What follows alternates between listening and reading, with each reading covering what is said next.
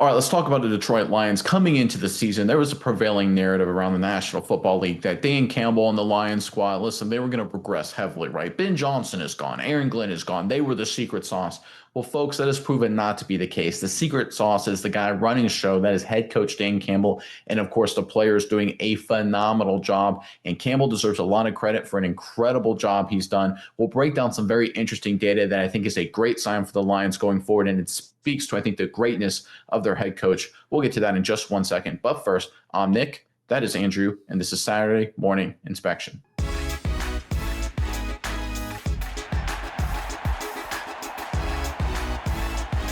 All right, the Detroit Lions, like I said in the opening there, came into the regular season with all the talking heads saying it was going to be a regression year. Week one, a lot of the talking heads, they felt like patting themselves on the back because the Lions, of course, a little bit of a disappointing performance, to put it mildly, against the Green Bay Packers. But since then, they've been on the tear. An impressive victory in week two, and even more impressive victory in week three. This offense and defense, while not without flaws, has been playing at a level that reminds a lot of people of 2024 and 2023. They're playing great football, and a lot of credit has to be given, of course, to Dan Campbell with what he's done with these two new coordinators, right?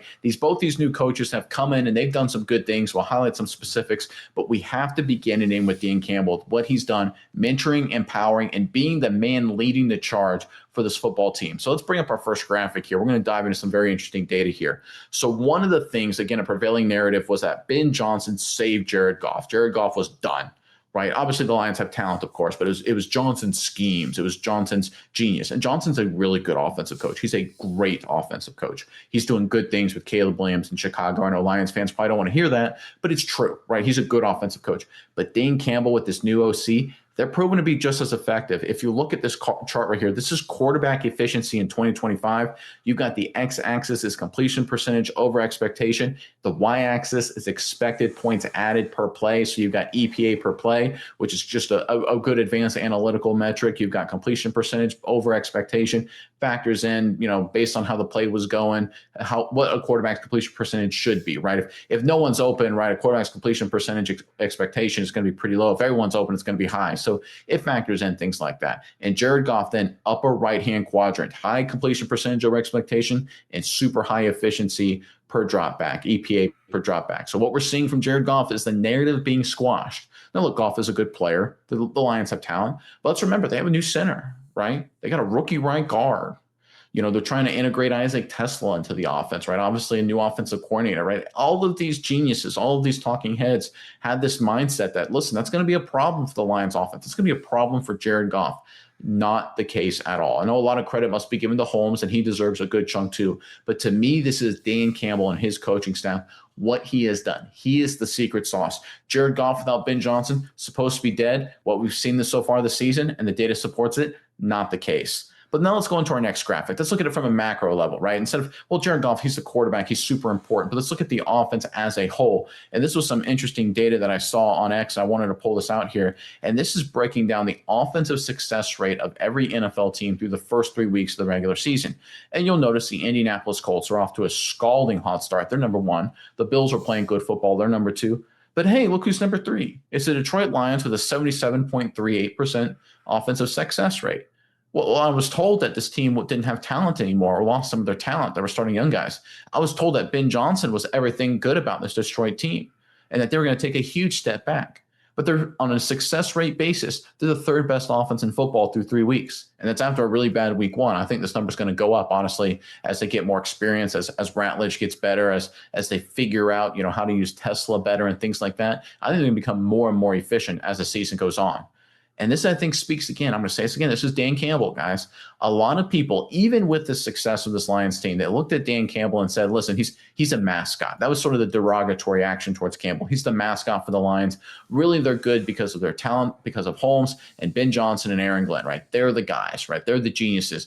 Johnson and Glenn leave, and then people are like, well, the Lions are going to get worse. Not the case at all. I'll tell you who the genius is, guys. It's Dan Campbell. Right. Everyone wants to say, just because he's a big, strong, physical dude and just the way he speaks and things like that, they treat him as if he's not incredibly smart. Campbell may be the smartest guy in football right now. I'm not being hyperbolic when I say that. The data is showing that. The performance on the field is showing that. what he has done, taking over the leadership of this team and becoming basically the brain trust, not just culturally, but schematically, deserves a lot of credit. But again, it's not just offense. It's what Campbell has done empowering and working with this defensive coordinator on defense. So let's pull up an article right here, or a blurb from an article. I guess more of a Substack post, I guess is what you would call it. It's where this was on.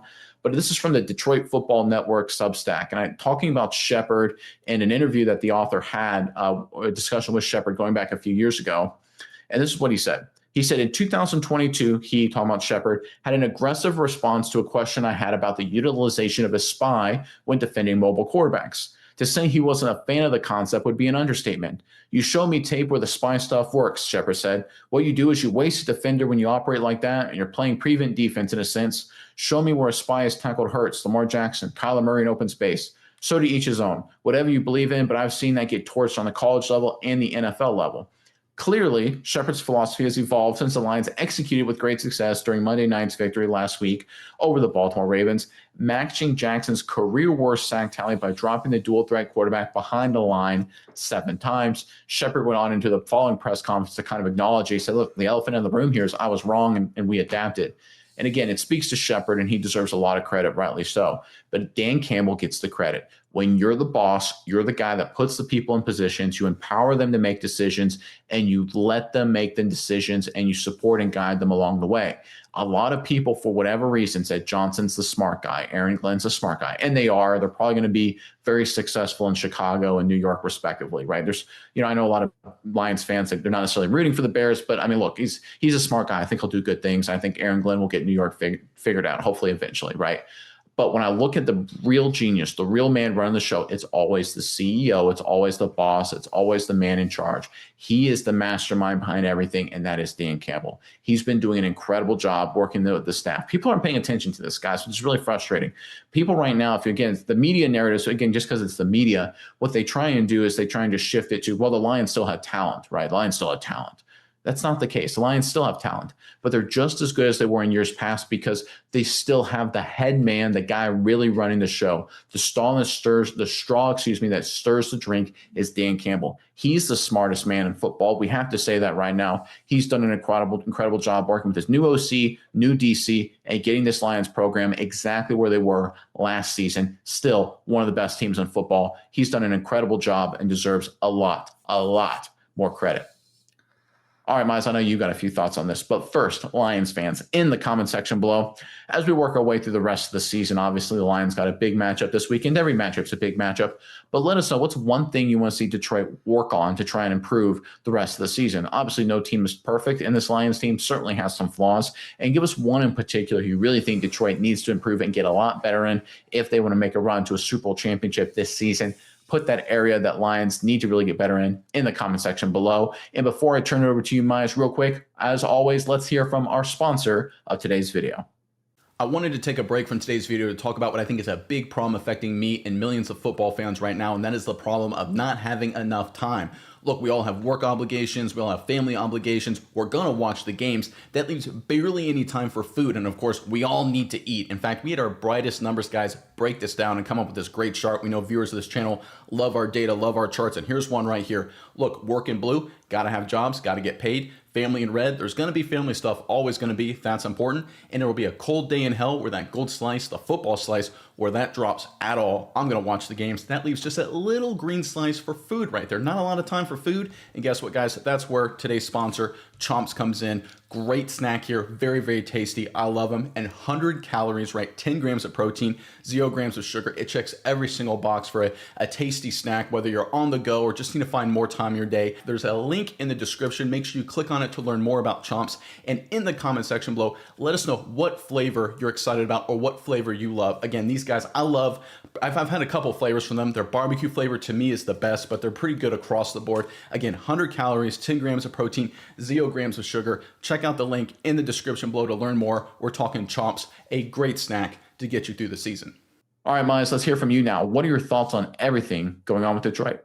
Yeah, Nick, I think there's a lot to break down here, but I think looking at Detroit, like you said, Dan Campbell's done a great job, and I think people need to really start, commending him, talking about how good he is for this team. Like you said, some people gave him figurehead, whatever they want to say about him, but Definitely not the case. This is a guy that knows talent, knows how to bring in people that maximize talent. But they did have some good coaches leave, and Ben Johnson was a great coach. And I think when you look at the data, it's very interesting because this Chicago's Bear team, they're hot right now. They're actually ninth in the NFL when you look at their PFF offensive grade. They're looking really good. Top 10 from a team that, has been abysmal in the past. That's really, really great.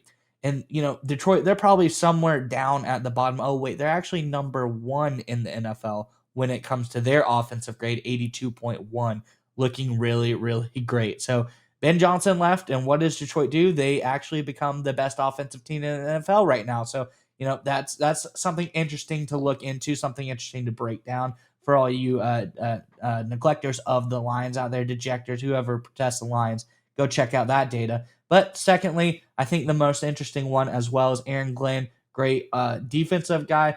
The Jets, they're having a tough time right now, so they're 27th in the NFL. Detroit must be somewhere right underneath them, though. Actually, they're 12th, so top half of the NFL as far as defense goes, and they've played some really tough teams, really tough games. So I think we're seeing this team is looking mighty fine, very A-OK to me. They're actually top 4 in the NFL. There's 3 hot teams above them when you look at the Seahawks, Rams, Colts, but then you got Detroit Lions in the number 4 when you're looking just overall PFF grades for the Detroit Lions.